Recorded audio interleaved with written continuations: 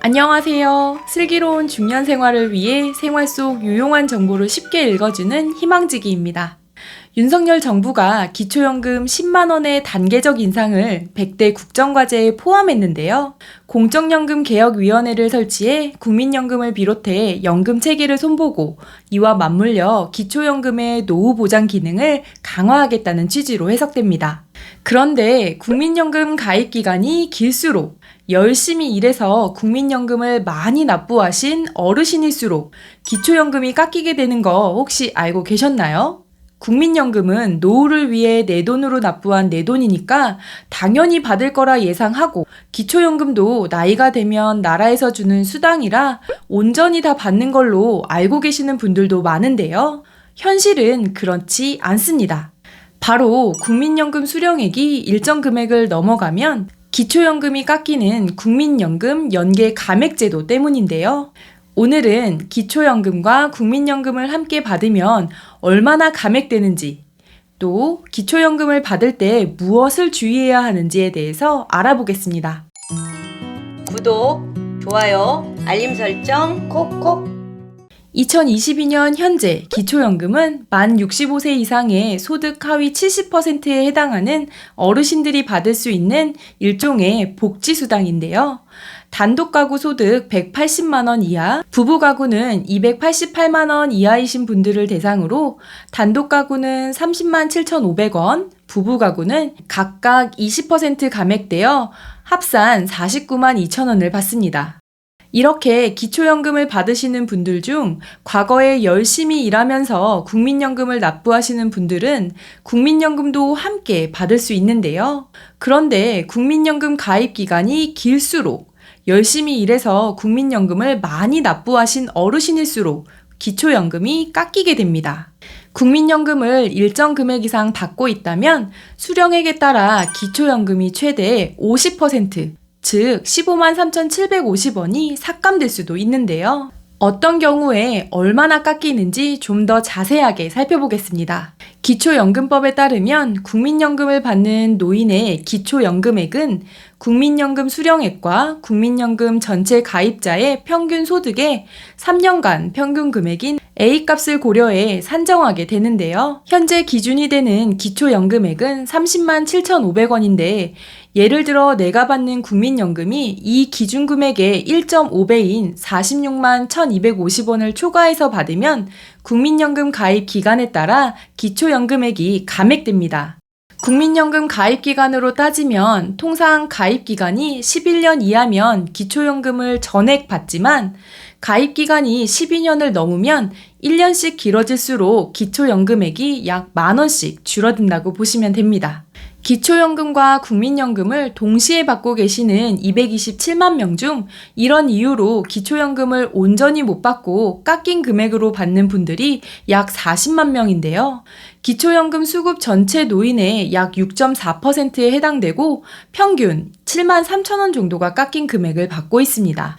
평균 7만 3천 원이 적다고 생각할 수도 있지만 국민연금은 한번 받기 시작하면 살아있는 한 받는 거라 전체로 봤을 때는 큰 금액이 될 수도 있는데요. 무엇보다 의무로 가입한 국민연금을 성실하게 납부한 분들에게 기초연금을 감액하는 것은 역차별이란 지적도 많습니다.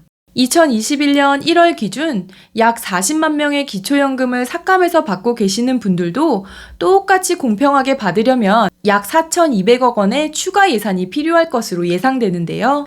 이 금액이 적은 금액은 아니지만 27조 6,300억 원 정도인 2021년 기초연금 전체 예산에 비하면 1.5% 수준에 불과한 금액이라고 합니다. 모든 사람들의 입장을 고려해서 여러모로 신중한 논의가 필요하다고 생각됩니다. 또 국민연금공단에서는 추가 납입, 임의가입, 연기연금 등을 통해 국민연금을 더 많이 납부하라고 안내하고 있는데요. 이렇게 국민연금을 더 많이 내고 더 오래 낼수록 국민연금 연계 감액도 커지게 됩니다. 국민연금공단에서는 이렇게 감액되는 내용에 대해 추가 납입, 임의가입 이전에 설명해 주어야 하는데 자세히 설명해 주지 않는 것이 큰 문제인 것 같습니다. 지금까지 국민연금과 기초연금을 함께 받을 때 기초연금이 감액되는 경우를 알려드렸는데요. 지금부터는 기초연금 수급을 위해 소득을 산정할 때 주의가 필요한 내용에 대해 살펴보겠습니다. 소득이 높아지는 경우 중 하나가 자녀의 명의의 집에서 사는 경우인데요. 주위에서 자녀의 소득이 많으면 기초연금을 받기 어렵나요? 라는 질문들을 많이 하시는데 기초연금은 원칙적으로 자녀 등 부양 의무자의 소득 및 재산은 조사하지 않고 본인과 배우자의 소득만을 조사해 수급 자격을 결정합니다. 다만 본인 또는 배우자의 주민등록상 주소지 주택이 자녀 명의이고 시가 표준액이 6억 원 이상일 경우 무료임차 소득이라는 것을 적용해 소득으로 포함시키는데요. 무료임차 소득이란 자녀 소유의 고가주택에 거주하는 본인 또는 배우자에 대해 임차료에 상응하는 소득으로 인정하는 금액입니다.